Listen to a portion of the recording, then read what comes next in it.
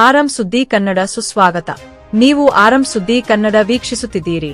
ಬೀದರ್ನ Cambridge ಸಂಸ್ಥೆಯ ಅಧ್ಯಕ್ಷ ಅಬ್ದುಲ್ ಜಬ್ಬಾರ್ ಅವರಿಗೆ ಎಟೇರಿಯಾ ಗ್ಲೋಬಲ್ ವಿಶ್ವವಿದ್ಯಾಲಯವು ಶಿಕ್ಷಣಕ್ಕೆ ನೀಡಿದ ಸೇವೆಗಾಗಿ ಡಾಕ್ಟರೇಟ್ ಪದವಿ ಪ್ರದಾನ ಮಾಡಿತು. ಆಗಸ್ಟ್ 30, 2025 ರಂದು ಹೈದರಾಬಾದ್ನಲ್ಲಿ ನಡೆದ ಸಮಾರಂಭದಲ್ಲಿ ಪ್ರಶಸ್ತಿಯನ್ನು ನೀಡಲಾಯಿತು. ಶಿಕ್ಷಣ ಸಂಸ್ಥೆಗಳ ಹಲವಾರು ಗಣ್ಯರು ಸಮಾರಂಭದಲ್ಲಿ ಭಾಗವಹಿಸಿದ್ದರು.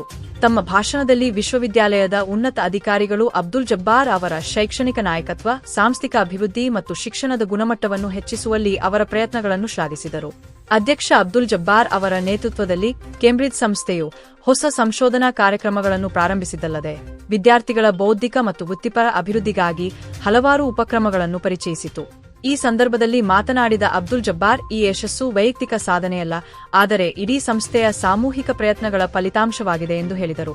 ಭವಿಷ್ಯದಲ್ಲಿ ವಿದ್ಯಾರ್ಥಿಗಳಿಗೆ ಗುಣಮಟ್ಟದ ಶೈಕ್ಷಣಿಕ ವಾತಾವರಣವನ್ನು ಒದಗಿಸಲು ಸಂಸ್ಥೆಯು ಶ್ರಮಿಸುವುದನ್ನು ಮುಂದುವರಿಸುತ್ತದೆ ಎಂದು ಅವರು ಹೇಳಿದರು.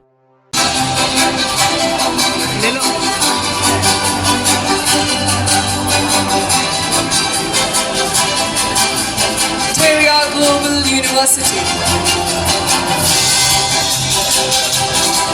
Honorary PhD in Educational Leadership and Policy, Dr. Mohammad Abdul Jabbar.